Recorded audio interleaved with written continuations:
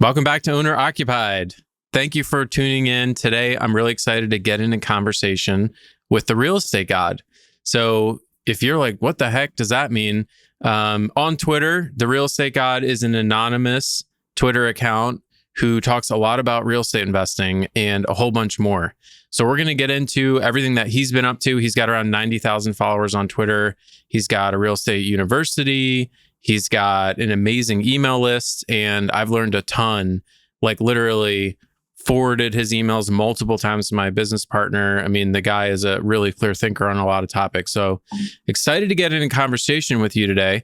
I'd love to have you give maybe a 1 to 2 minute background for folks who may not have followed you on Twitter or subscribed to your emails, just to sort of give some context, and then we'll get into it. Definitely. So my background is kind of right out of school, went into institutional real estate private equity world. Mainly what I focused on was office and hospitality with some other sprinkling of other asset classes. Did that and did really well. Most of the office was in San Francisco. Most of the hotels were kind of along the Eastern Seaboard until COVID hit. COVID obviously kind of destroyed the entire office market, especially in San Francisco. Which ended up being kind of like a jumping point for me to start my own firm. So 2 years ago, I started my own firm. We focus really on kind of small, like $2 to $10 million, maybe $20 million really, deals kind of across asset classes, but geographically focused. And really just looking for 1 to 3 home run deals a year. So not looking for anything crazy, not looking to scale, just looking for a few mispricings, kind of come in, scalp it, and move on to the next deal. And we've been able to do that so far. In addition, I also run an online education platform, which has a few different kind of arms to it. But it's all kind of run through that Twitter account. Excellent. And so you're doing a small number of deals per year. And what asset classes are these deals in? So I look at everything. I mean, right now I own a multifamily deal. Really only bought 2 deals since I left. And obviously a lot of that's due to where the market is. But one of them is multifamily deal, bought it for $2.6 million in September 2021. That's under contract to sell right now for 6.4. And that's after rates went up like 300 basis points. So we really kind of got screwed a bit there, as crazy as it sounds. But it should end up being a really good deal.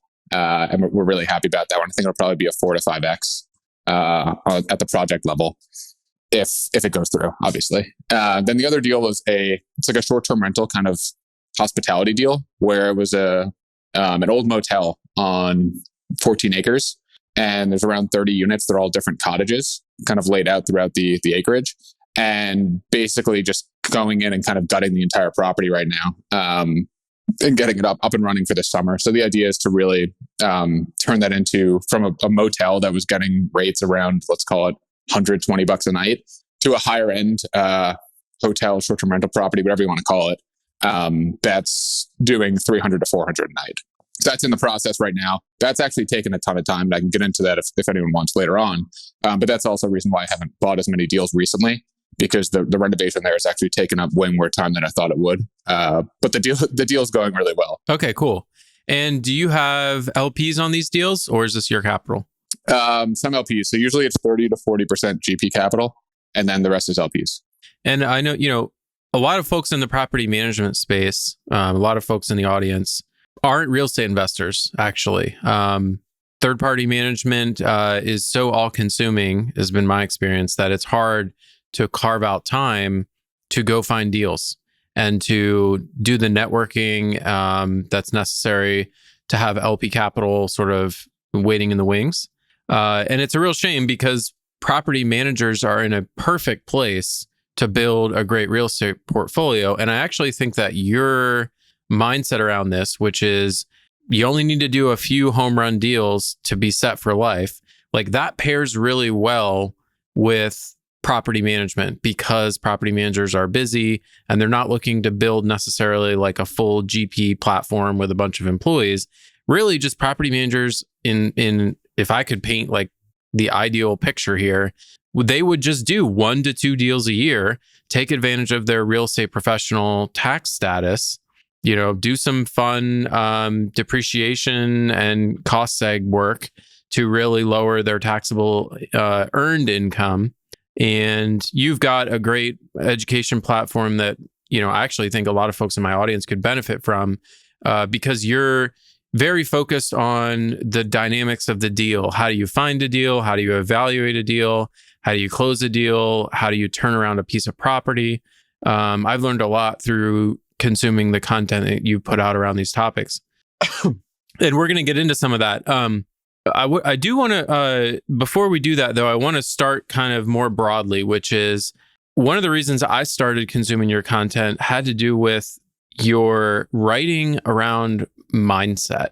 You're kind of known as a real estate guy on Twitter, but on your email list, especially some of the earlier issues that I got, it was a lot on sort of leveling up your mindset. So I want to give the audience a taste of this. And I'm going to read from one of your emails that talks about delegation and opportunity cost. So I want to do a quick pull quote here and then get you to put some color on this. So, quote, once you get control of a task, you should never drop back down again to having that task take up a significant amount of your time. There will be this urge you feel inside of you to feel guilty about the fact that the task you used to spend so much time on is no longer on your plate. You may even feel guilty about having a lot more free time. Don't feel guilty. You put the work in, you paid your dues. There's no reason why you shouldn't reap the rewards of your hard work. Move on to bigger and better things. Really can't emphasize this enough. A lot of people delegate but refuse to give up control and end up yo-yoing between having their subordinate do the work and doing the work themselves.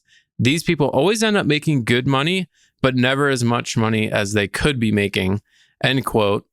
And the reason I picked this is I think for property management company owners, it couldn't be more relevant. This is something I see over and over with property management company owners is they end up being busy all the time. And when they finally do achieve some leverage and scale and are able to delegate, it's like they do feel guilty about it and they end up backsliding a little bit. So I guess if you could just talk a little bit about this, how did you come to this realization? Where did you learn some of these ways to think about delegation and kind of moving up in a way that gives you more leverage? Yeah, I mean, I think it kind of just comes around organically. And the way I view when you're running a business, right? You as the owner are probably going to be the best person for every single task, right? Because you care the most. And obviously, once you start getting, if it's a really niche business, maybe not. But for example, I think I could probably do the property management of my properties better than the way we currently handle it. But it'd be taking away time from something that I could do that's worth way more to us. So basically, the way I view it is that you're basically the most skilled person at the company.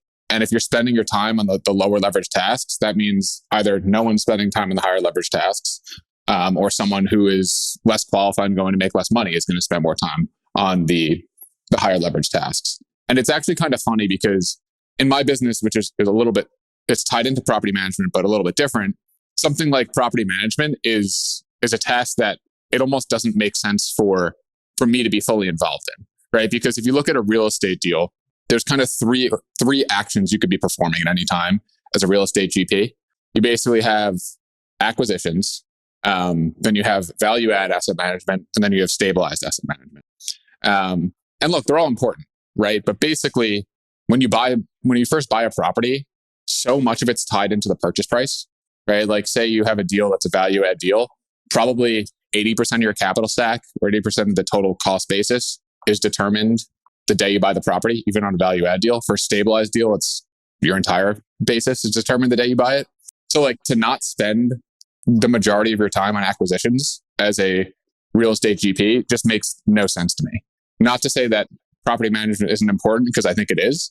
I just think that if you're talking about what's going to drive the most revenue to your company, it is clearly acquisitions, followed closely by value add asset management.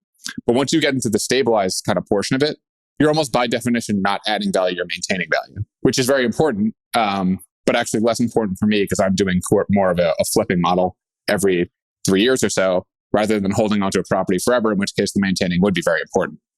So that's kind of how I view it. It says you have to figure out what the highest leverage task is, and you should be spending almost all your time on that task. And anything that brings you away from that task really doesn't make sense.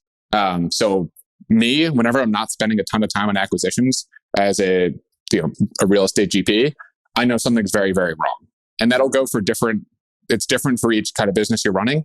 But anytime you're running a business and the thing that's like driving the majority of revenue, you're not spending a ton of time on, there's a big problem there and your revenue's going to suffer. Yeah, that brings up a few things for me. One, I wish I could record that and play it back for all of our clients, because I think everyone who runs a property management company intuitively understands that our clients shouldn't be messing with property management. I mean, that's the whole point they hired us. And if I could just get our clients to leave us alone and go spend more time doing whatever their highest value activity is, whether that's their day job or their side hustle or finding new properties to buy, they would be way better off spending a few extra hours a week messing with that stuff than bothering us about why the toilet replacement was $400 instead of $300, or arguing with us about whether or not the tenant should be paying a late fee or something. Like, that intuitively makes sense to me. It's like, dude, you own real estate, go find more real estate to buy and let us manage the property you already have and stop interfering with it. So there's like levels to this. Like, so that's like our clients versus us. And then for us as property management company owners, we also shouldn't be spending time dealing with tenants or even the property owners. We should be out doing the high value activities for us, which at the property management company ownership level means bringing in new business, forging partnerships, finding other management companies to buy, financial forecasting, like whatever the things are, like you said, that are going to drive revenue. Yeah, and I think what a lot of people don't get is it's tempting to kind of get into the nitty gritty. Like, it's tempting for me to go on the ground level and like help out with the leasing of our property. Like, that would probably help. Maybe I could get another $50 a month in rent on a few of the units. But it's, at the end of the day, that's not going to drive anything versus me doing that versus me finding another deal that's going to 2 to 4x. It makes no sense at all. And that's why I do think there's such a good pitch for third-party property management, because you're like, look, this isn't what you should be focusing on, right? Just give it to me and focus on the important things, drive revenue your company. So yeah, it's always shocking me when people spend so much time on the property management aspect of it as a GP. To me, that means I failed, right? That means if I'm spending a ton of time and I'm really worried about the small numbers in a real estate deal, that means there's not enough margin in the deal and I failed on the acquisition side. That's how I view it. Like, if I think every single time I buy a property, I should be able to make money even if there's a monkey running the property. That's how big I want my margin to be. And I don't mean to denigrate property management. That's literally how big I want my margin to be, that I'm so confident if I took like the worst person in the world to run it, it would still make money. Yeah. And, I think that when I reflect on why this is such a problem for people, there's two things that I notice. One is people have a hard time identifying high value tasks. People have a hard time differentiating between high value, high leverage tasks versus tasks that aren't. And I want to ask you about, what does it mean to be working on things that are high leverage or high value? And the second thing that comes up for me is people's inability to think clearly about opportunity cost. They see that they can, I see this with our property owners all the time. We'll run into property owners who have 15 properties and yet they're still loading up a lawnmower in the back of their truck and running around cutting the grass because they don't want to pay the guy. And it's like, yes, you're saving $5 a cut, but what are you not able to do because of that time that you're spending? So like, have you figured out a good way to sort of communicate this concept of opportunity costs, and then how you select between, or how you identify what are the high leverage, high value tasks that you should be working on? Yeah. So me and my business partner talk about this a lot, actually. And basically, like, we'll get in moments, like right now is actually a moment where we're way too tied into the value add asset management, just because of that property we're saying where we're renovating the units. And it's not like a normal kind of multi-renovation, where in a multi-renovation that's like kind of lower income, whatever you class C multi, every single renovation is plug and play, right? Slap on gray floors, tap the cabinets. Like, it's a total joke. It takes 2 seconds. When you're doing it for a hospitality property and every single cottage has a different floor plan, it becomes way more of a headache. So that's kind of an example. What we'll do is we're like, look, how much money do we want to be making, right? And you kind of start off with there, because that's your goal, right? You're running a business to make money. And you kind of distill it down and be like, all right, is this action helping us towards that goal? And 9 times out of 10, the answer is no, right? And it's literally that cut and dry. So we'll look at it and be like, hey, like, the way we've been working the last 2 months, we're not going to make the money we want to make. So like, what needs to change? And on the real estate GP side, what needs to change every time is you need to find a new deal that's even better. That's it. So it really is extremely simple when you drill it down. I think people just kind of forget what they're doing for a minute. Like they forget it's about making money. They forget it's about making money in the easiest way possible, doing the least work possible. And they just get so tied into the idea, like the example you had before, the guy cutting the lawn, right? It's almost like the American dream type thing where, oh, I'm rich, but I'm still cutting the lawn. It's like, that doesn't make you virtuous. Like it just means you're working on the wrong thing. Yeah, man, there's something in like, there's some loss aversion psychology at work here where like if you don't cut the grass, you know you're losing $5. But if like the upside isn't certain, I guess is a different way of putting this, or it's distant. Like if you invest an extra hour a week that you're not cutting the grass and building your real estate business, like 2 years from now, your net worth might be $500K more or whatever. But that's like, it's not, the path isn't as clear. It's like murky. Whereas I know I can save $10 if I go and cut this grass. Like there's something about that I think makes it harder for people. Yes. It's very not tangible, especially in the real estate business where you don't know, say like my next deal could be 2 million or it could be 20 million, right? It makes it really hard to back in.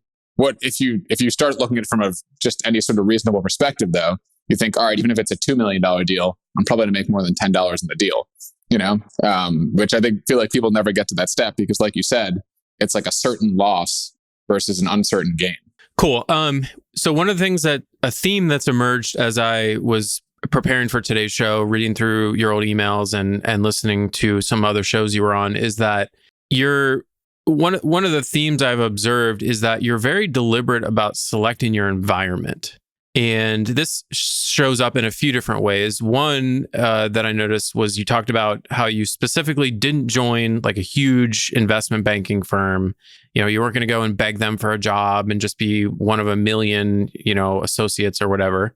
So that was one thing, way I observed that. You talk about, so in your email, the best investment you'll ever make, you talk about developing a high quality network and leveraging that network. Again, selecting your environment, who's around you. In Engineering Luck, which was another article you wrote, you talk about like being around people who are capable of conferring luck. So basically selecting deliberately where you're going to spend your time. Like literally, what are the other people who are around you up to in the hours that you spend with some of the time that you have? So I'd love to hear you talk a little more about some of these themes and how you came to be thinking so clearly about these items. Yeah, no, I think a lot of it stems from most people not having a clear goal. So you should have a really, really clear goal if you want to get anything done, right? And I'm sure you have a really clear goal, right? You have a business, you know where it wants to be. But really the hard thing is having a clear goal before you have the business. And I think what I was able to do really well was when I was in college, I knew I wanted to one day run my own real estate private equity firm, right? And I knew I wanted to do it earlier on. I didn't want to wait till I was 40. And I knew I wanted to start off with smaller deals. So with that kind of like relatively defined end goal in mind, it makes the path that I'm choosing very easy, right? Like if I got an offer from Blackstone, I would not take that offer because it doesn't help me towards my goal. It may be better in the short term, right? But it doesn't help me towards my goal. Because learning to do $1 billion deals doesn't really help me that much when I'm doing $2 million deals. The other thing is when you're in a huge company like that and you're siloed, you're only working on a small part of the deal. You have zero responsibility. So I always think, maybe not always, but 9 times out of 10, you want the place where you're getting the most responsibility early on. Because the money's inconsequential at the beginning. It's completely inconsequential. It's all about what you can learn. And your knowledge should be compounding way more than your dollars early on. To me, it's all about creating kind of that straight line where you're like, all right, this is what I want to be doing. How do I reverse engineer that in the quickest way possible? And in real estate, if you're trying to do smaller deals by yourself, the best way to do that is go to a shop where you can have a ton of responsibility early on, where you can learn as much as possible early on. You're kind of across the entire deal spectrum, right? Like I was able to work on deals that were the acquisition part of deals, the asset management part of deals. I was able to just kind of look at every single agreement through the entire company. I had access to pretty much everything, which almost no one has once you start getting to bigger firms because it's completely siloed. Another thing is a lot of the bigger firms, their strategy is reliant on the fact that they're big. Like people at Blackstone wouldn't get a deal unless they worked at Blackstone. That's the only reason why they get deals. That's not good. You want to be reliant on other people. So it all factors in.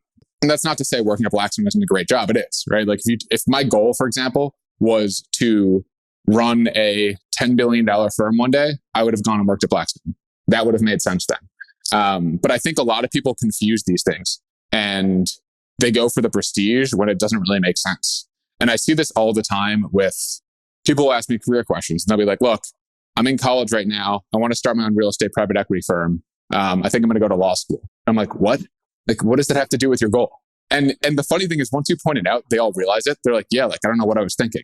But that for some reason, people just have this mental block where they're kind of, their end goal isn't clear. So they're not really able to reverse engineer the quickest path. I think that is precisely the summary, which is that the end goal isn't clear for most people. And I think that out of everything you just said, that's what stood out to me the most, which was right at the beginning. You said, I wanted to run my own real estate private equity firm. That statement, you said it so quick, but I want to highlight the importance of how specific and clear that statement was. You didn't say, I wanted to make money. You didn't say, I wanted to be famous on Twitter. You didn't say, I wanted to have a high-paying W-2 job. Like, it was really crystal clear what you wanted to do. And so everything flows down from there, because just as you pointed out, like, it's just a yes or no question. Is this getting me closer to my goal or not?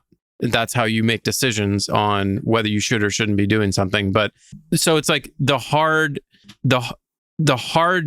thing is to figure out what you want to do. Once you're super clear on that, everything downstream of that is just really easy, because you're just like, is this taking me closer to my goal? Yes or no?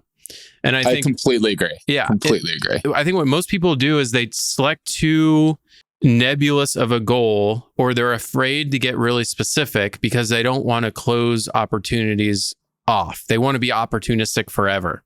They're like, well, if I say I'm going to do a real estate private equity, like, well, what if I get a really good job offer and they get all confused and wrapped around the axle about like, well, this could happen, or what about this? And it's a good way to just spin your wheels and go nowhere.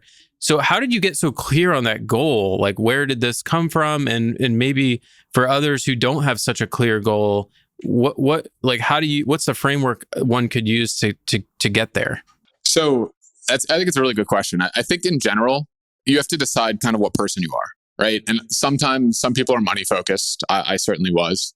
Other people are focused on other things, which is fine. But if you're money focused, there's like maybe 5 to 10 professions you should be in. Right. And these are really easy to figure out. You just look at the richest people and see what they're in, and it's all pretty much the same thing. Right. There's not that much variation in it. You're either in like high finance, tech, or like you're running a business. That's like 9 times out of 10, that's what you're doing. So that's kind of the first thing. Is right. Even when I was younger, I always knew I wanted to make money. And I looked around, looked who was making the money. I was like, all right, I want to work in finance. So the way I fell into real estate was almost lucky in that I basically worked for a startup on campus, and it kind of provided jobs to entry-level people. And I became good friends with the CEO. After a while, I would just get drinks with them on Friday and stuff, became good friends with them. And one day he's like, hey, like, what do you want to do? And I was like, I don't know. I want to work in private equity. He's like, okay, one of my best friends runs a firm. You want to work there? I was like, sure. So I just interviewed. The interview was actually hilarious because looking back now, it's kind of insane. I got the job. They asked me like 2 technical questions. I just completely butchered both of them, and then talked about fishing for like 20 minutes. And they were like, all right, like, you got the internship. So I really didn't deserve it at the time. But after that, I ended up seeing kind of, first of all, how much the CEO of the company was making. Second of all, there was this guy who's my mentor now and actually a business partner of mine. We worked together a lot, worked out of that office, and he was a true one-man shop. At that point, he had probably between 100 million to 200 million AUM just all by himself. And I was like, wow, I want to do that. So that's how it ended up kind of crystallizing for me. And I really want to point out that it's not like the fact that I chose real estate private equity isn't important. If I had chose VC or a hedge fund or whatever it is, it would have been the same result, right? It's all about being really clear on what you want. Because at the end of the day, once you choose a task or a career with kind of uncapped potential, you're fine, right? You just need to put your head down and have a clear goal about it. So I think that's really what's important, and which one you fall into isn't that important as long as it's very, very high income and kind of uncapped.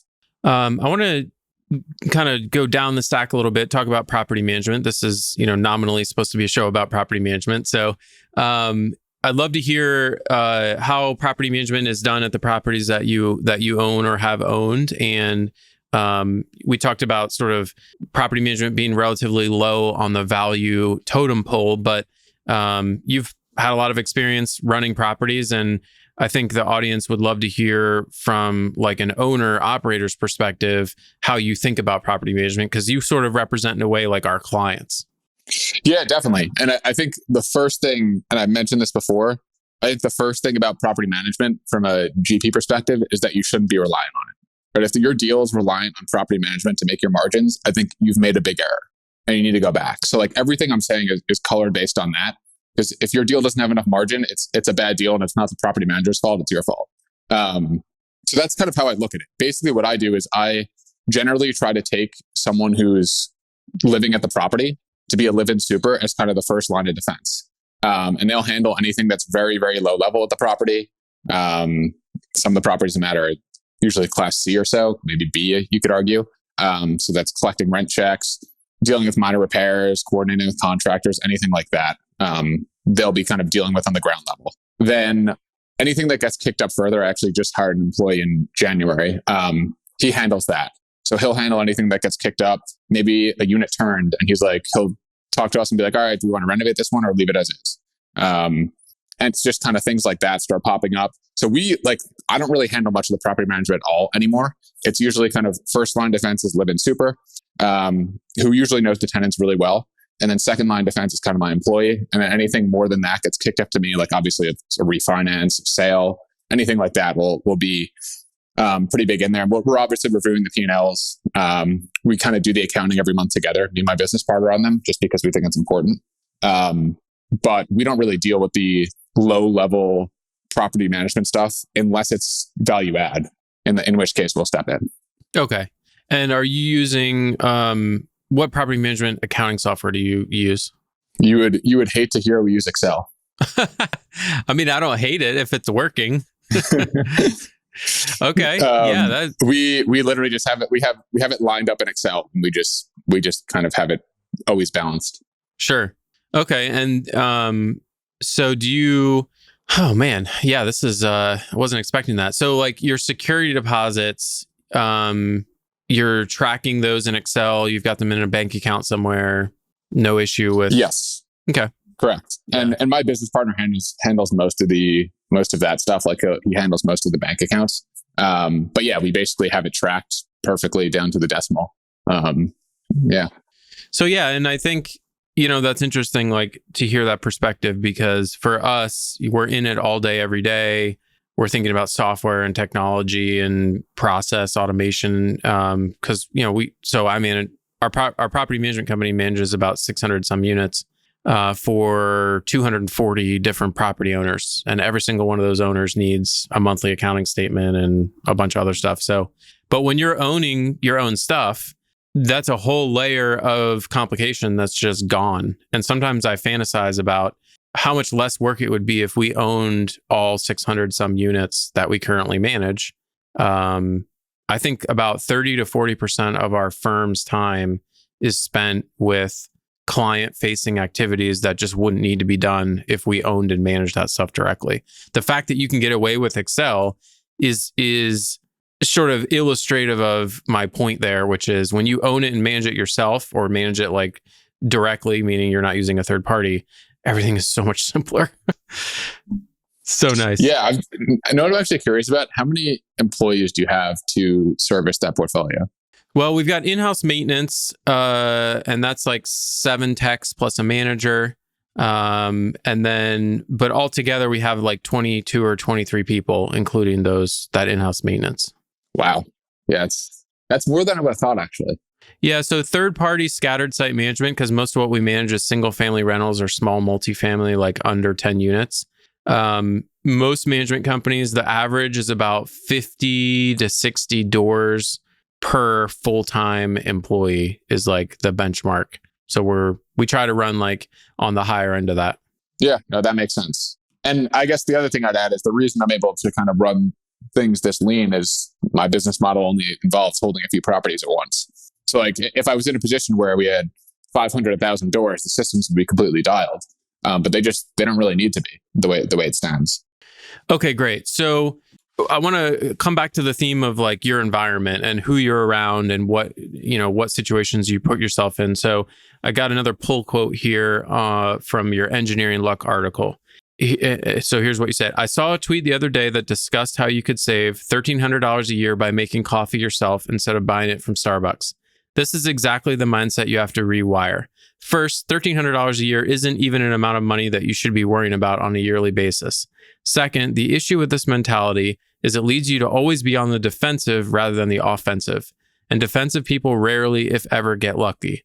So at its most basic level, the formula for creating luck is 1, being around people who are capable of conferring luck, and 2, finding those who satisfy number 1, who are more likely to like you specifically and therefore confer you the luck. So share a little bit about, what this means for you in terms of like, what does this mean in practice in your day-to-day life?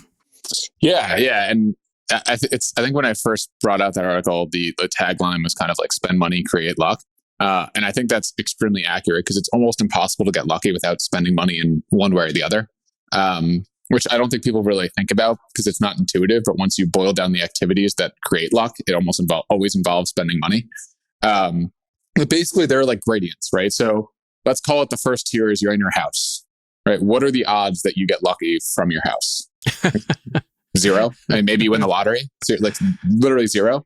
I guess it's a little different now with the internet in that if you're reaching out to people on the internet, it's possible you get lucky through that. But basically what that means is you need other people to give you luck, right? And we're not talking about luck as in winning the lottery. No, just joked about it. We're talking about luck as in like real kind of opportunities coming your way. Those come through other people, right? That's not magic. It's always coming from someone else. So if you're not meeting a lot of people and not meeting a lot of high quality people and not meeting a lot of high quality people who also are predisposed to like you, you're not going to get lucky. And the examples I use kind of in those articles are, let's say I'm Italian, right? Would I get more lucky at an Italian restaurant or a Japanese restaurant? Probably an Italian restaurant, right? And it may not be that much of a difference, but it's there. And that's kind of how it works with everything. Like you can figure out, maybe you're going to a golf club, right? Where other people are like you. Maybe they grew up in the same type of areas. They have the same values. They're more predisposed to like you versus if I went to an area, went to people who maybe didn't have the same background as me. And obviously this gets, people will say it's like whatever these days. But it really is the truth, right? Like people tend to like people who are like them. You can disagree with the premise, but it still exists. And that's kind of the way to get lucky. So going back to the previous example, say you're at home, you're not going to get lucky, right? Say you're at a Starbucks, like, maybe you could get lucky. Maybe you wouldn't. Say you're at a really high-end coffee shop, or maybe you're at a members-only club that you're at all the time. Like those type of things, you just get exponentially more likely to get lucky. And realistically, like I belong to a golf club. Sorry to keep going, but I belong to a golf club. Almost every time I go to the golf club, I get someone who wants to be an investor. Almost every time. That would never happen in most people's day-to-day lives because they're not around people who are, 1, capable of giving the money, and 2, in a position to like them enough to give them money. Yeah, and to give a few more examples here, just for the audience who hasn't read this whole article, when you're talking about people who could confer luck on you, I think of like potential investors, I think of potential clients, I think about potential partners in future business ventures, I think about people who may have a property they're looking to sell, I think about brokers who may throw deals your way if you're friendly with them.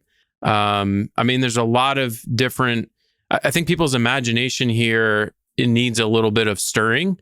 And like, it's the old saying about your net worth is your network, or vice versa.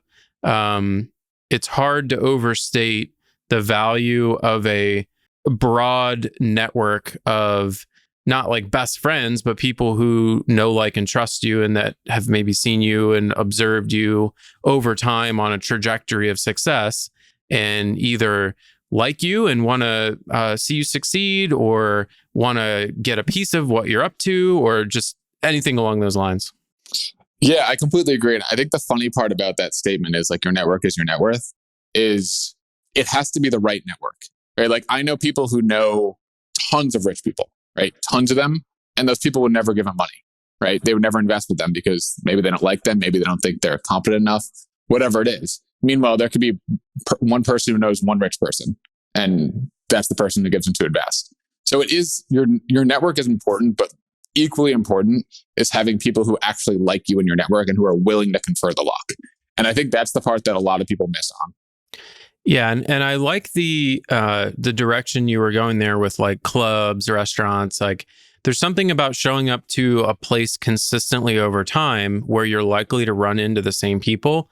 I read a great article recently. I had read it years ago, but I was reminded of it, talking about how people like VCs, investors, they invest in lines, not dots. Are you familiar with this? No, I'm not actually.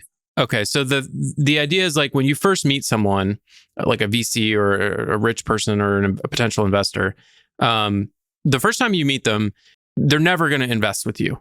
Like, they're not going to give you money because to them, you're a dot.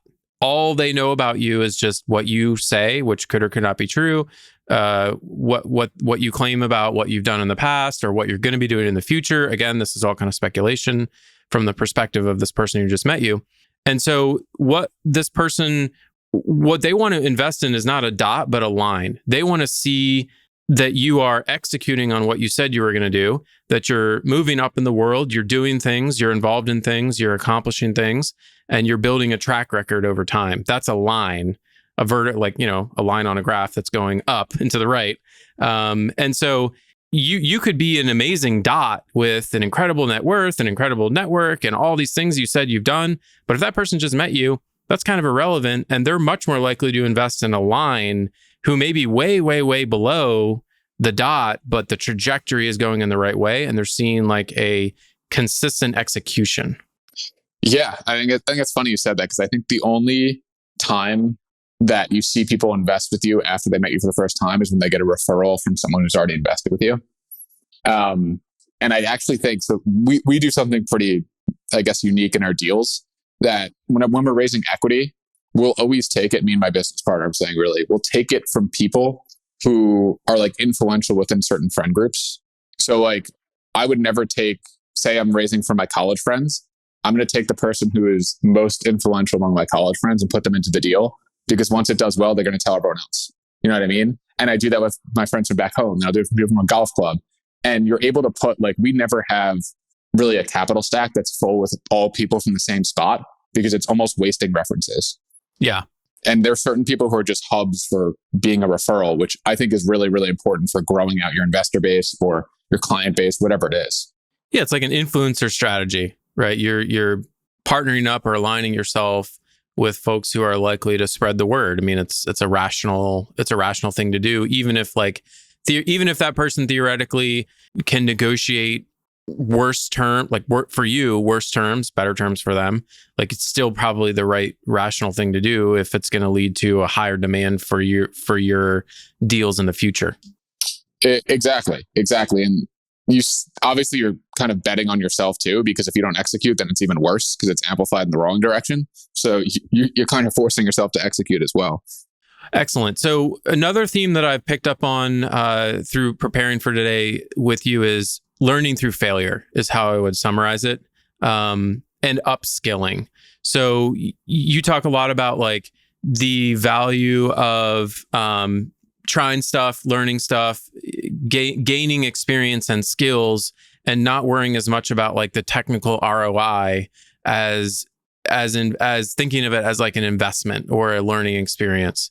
So what I'm interested in here is like, as it relates to upskilling and getting expertise in different areas, what are some of the meta skills that really remain relevant as you grow as a leader and manager and build out an organization underneath you? I think early on, the skill sets that we develop, like maybe underwriting would be a good example. They're really valuable and necessary, and you need failures and experience to learn how to do those things. But that's not something that's going to carry with you through your whole career. But other skills like learning how to manage people, right? That's a skill that's never going to not be useful. So just curious to hear you talk a little bit about this theme. Yeah, I think this is actually, it's funny because it's really prevalent in the investment banking world. where you'll have someone who's a great analyst and associate and then just completely falls apart at the VP level because it's actually a completely different skill set. And really what's happening there is you go from being someone who's good at executing to someone who's good at making money. And at the end of the day, in every company, once you hit a certain point, and every company, every business, it's all about being good at making money. And I think that's what a lot of people never grasp is you could have the best Excel skills in the world. You could be the best underwriter in the world. If that doesn't directly translate to you making money, at a certain point, you're kicked out. And they're not the same thing at all. To give an example, I was probably the worst modeler like in my company. I was just good at knowing if the deal was good or not. Like if you put me in Excel, I was slower than everyone else. I was just good at actually figuring out, all right, is this a good deal? And does it fit with our broader picture? Can we raise for it? All of that, right? That is at its core, that's how you make money in real estate, right? You don't make money in real estate by modeling the best. And I think that's what a lot of people don't realize is the skill. If the skill doesn't directly translate to making more money, it's pretty much useless at a certain point. Yeah, and I think when you're at a job, when you're a W-2 employee, you need to be thinking about what you're doing is tied to the revenue side of the business versus the expense side of the business, is the way I've heard this articulated before. Like bookkeepers, accountants are on the expense side of the business. They're tracking the dollars and cents. They're not bringing in money.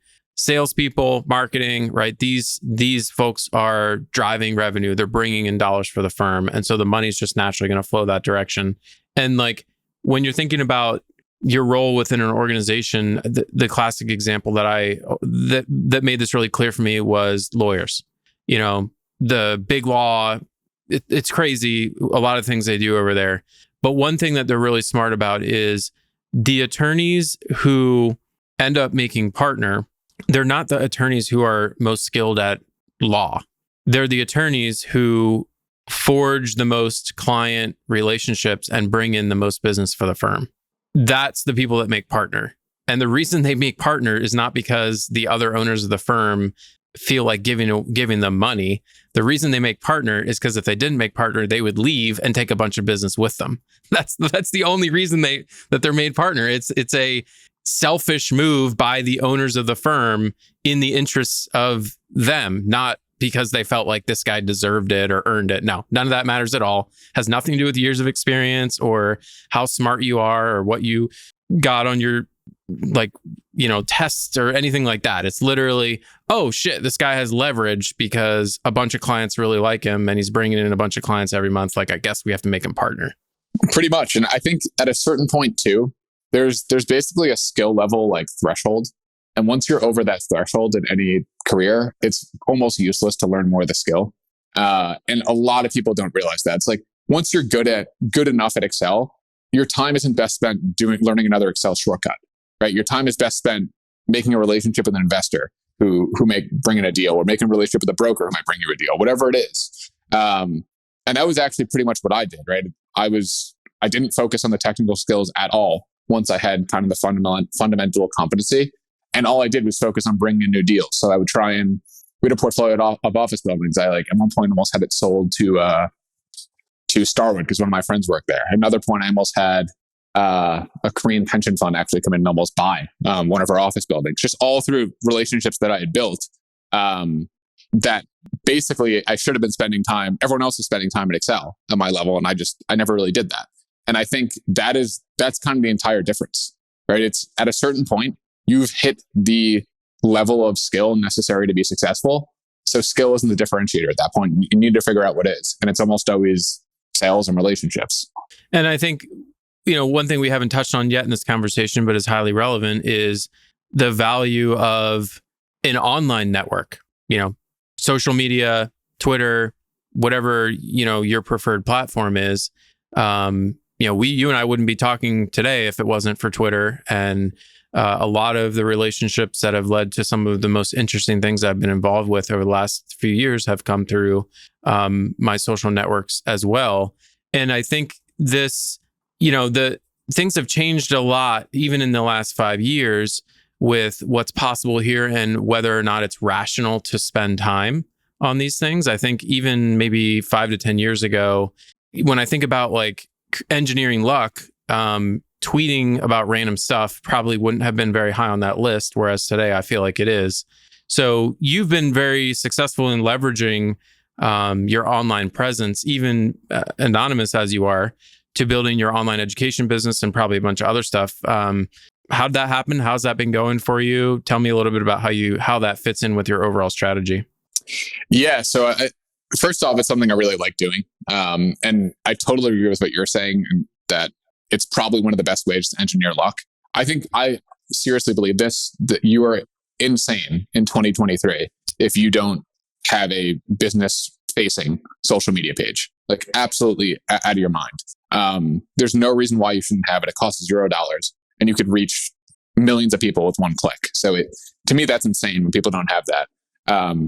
But going to your main point, the way I got into it is I just started tweeting about real estate. And I think most of my growth actually initially was probably through the mentality pieces that you've talked about. And I've had a ton of those over time. I've actually had less time to kind of write recently, so I haven't made a ton of them. But I've put out a lot of that content over time, and that led to a ton of growth. And I think I was also kind of came in at the right time within the growth of real estate Twitter. I think that played a large role as well, because if you look at actually how fast I've grown, it's not that fast. Like, you look at someone like car dealership guy, he grew fast. Like, if you want to learn how to grow fast, talk to him, right? Same with strip mall. So both of them, I think, are way better than me in terms of growing fast or anything like that. I think really I succeeded probably despite being really poor at growing, just because I think the content was there, and the quality was a bit different and unique than everyone else's. The piece that comes to mind here is creating your own yacht, which is an article you wrote. I want to do one more pull quote, just because I like your writing a lot. The average person goes through life and nothing they do compounds. Their investments don't compound, their skill sets don't compound, and their relationships don't compound.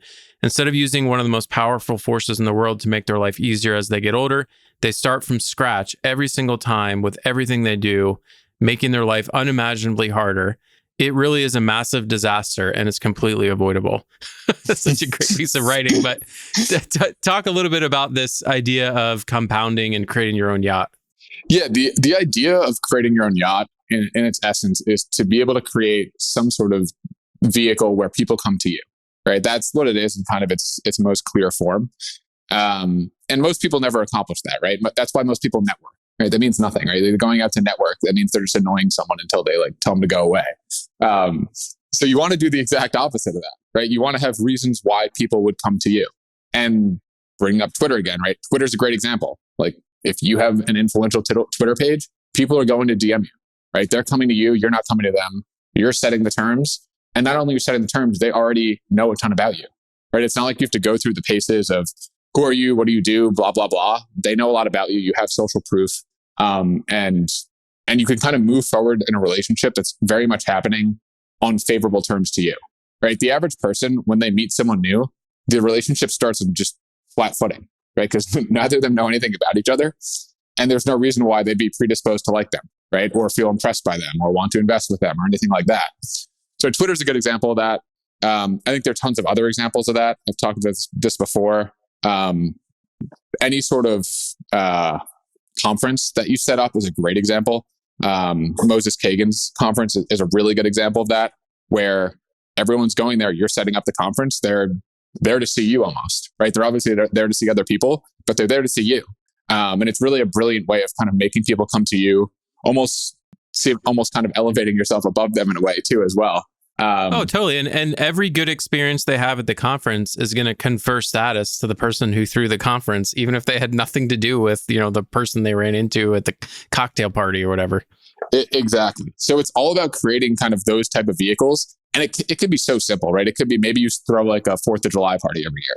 Like, who knows, right? Something as simple as that, but you're kind of known for that, right? And everyone who's there also knows who you are, right? Because it's your party, and they're impressed by you because it's your party, and they want to be friends with you because it's your party. It's a way of networking where people are coming to you, where you're not the annoying one. You're the one who is seen as having value, and they're the ones looking to get the value from you, which is how you want to start every relationship.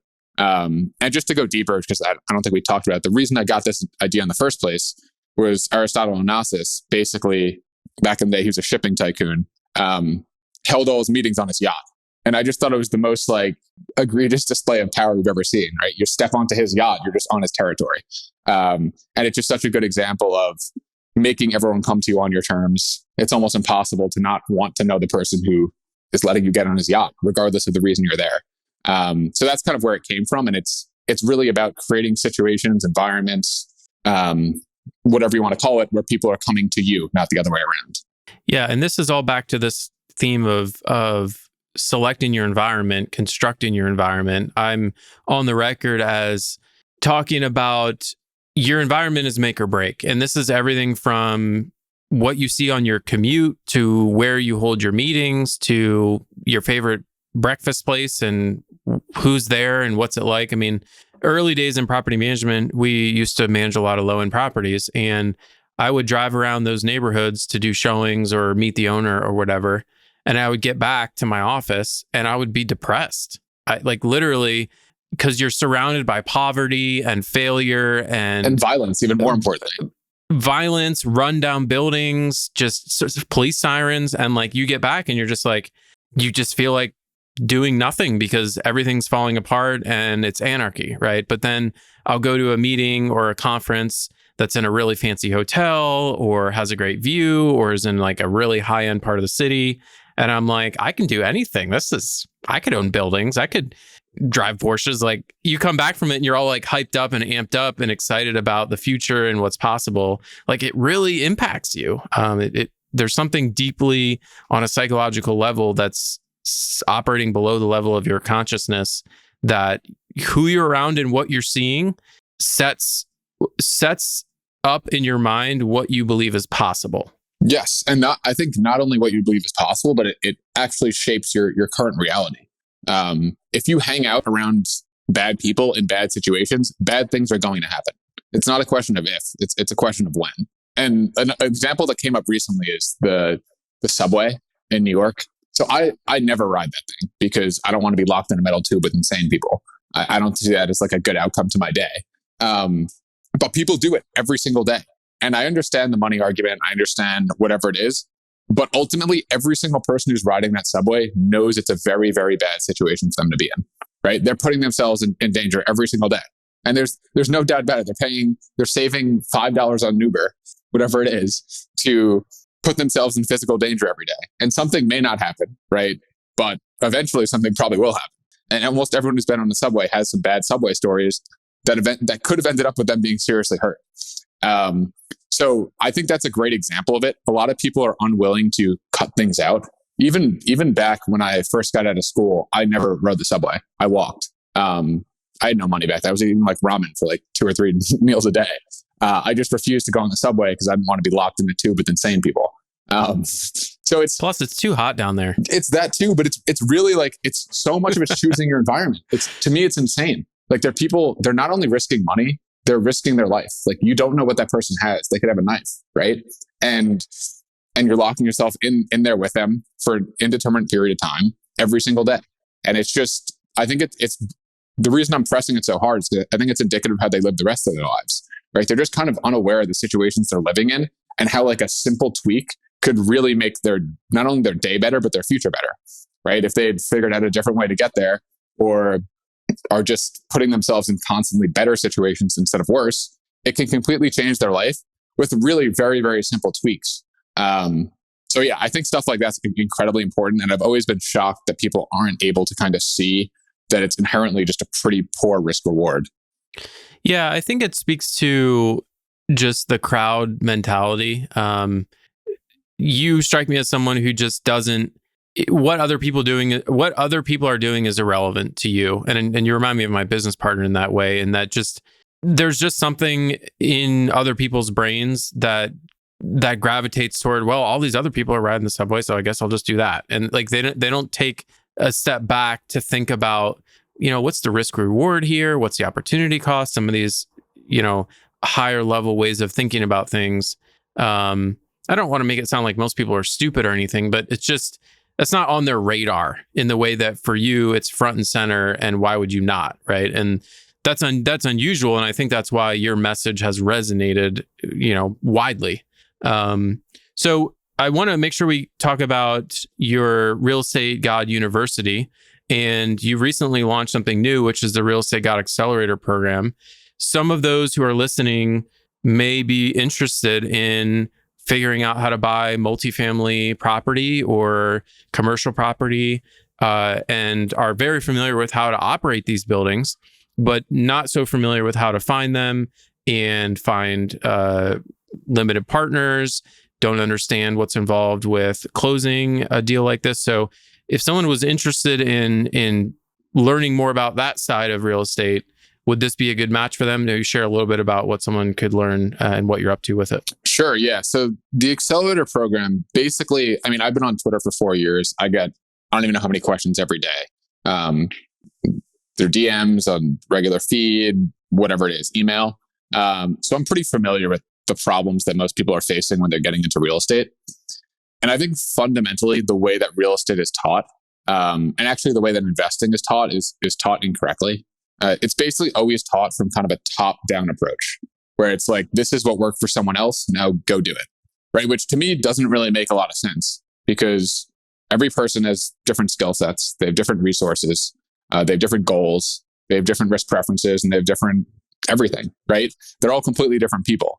So what the Accelerator program does is it takes kind of a bottom-up approach, where the first thing you consider is the person. You consider who they are, what they want to do. You take into account their skill set, their resources, their goals, and their risk preferences, and you craft an investment strategy that's meant for them specifically, rather than just some strategy that they heard from like Warren Buffett that may not be applicable to them. So that's the point of the program. And basically what it is an 8-week program. The first 4 weeks are basically focused on teaching the real estate fundamentals. And then the next 4 weeks are laser focused on getting you a deal, basically taking this strategy that we created during the first 4 weeks and trying to find a deal. And basically me and the student look at deals together, and then figure out what price we like them at, and we send an offer in on the deals. And obviously you're never sure if they're going to hit or not, because it's real estate. But at the end of the program, you will have at least a done-for-you strategy that you can use, rinse and repeat, kind of going forward, that gives you the parameters necessary to find a deal. You just kind of need to wait for the right pitch. Perfect. That sounds awesome. So yeah, I mean, just to speak for a minute about my own experience, I'm inside the Real Estate God University, which is where you've collected basically everything you've ever written, every podcast you've ever been on, email, Q&A. I mean, there's probably hundreds of articles or other pieces of information that you've collected and put inside here, for folks who are interested in sort of a self-directed path. And then for folks who are interested in more of a guided path, it sounds like the Real Estate God Accelerator program is the perfect match for that. Yeah, no, I appreciate that. And I think they're both kind of meant for different things. One of them is more of like you said, the university is more like a library of content that you can just kind of read at your leisure. Versus really more hands-on, applicable, like we have a goal in mind and we're going to accomplish it. You're going to buy real estate as soon as possible. Love it. I think there's going to be some awesome success stories out of that, because for a lot of people, they really just do need that like nudge of a little bit of peer pressure, a little bit of like, oh, I paid money for this. And that's going to get them to finally get out of analysis paralysis and do something. So there's a lot of value there. Yeah, no, I definitely think so too. Awesome. Well, you've been generous with your time today. I appreciate it. For folks who want to follow along with your journey and keep up with what you're into these days, where can they do that? Mainly can do it on Twitter. It's the Real Estate God on Twitter. I think it's at the Real Estate G6. And that's kind of where I do most of my work. I have an email list as well, which I think you can sign up through the link on Twitter. And then, yeah, that's kind of where you can find me. All right. Well, appreciate it today, and have a great rest of your week. Great. You too.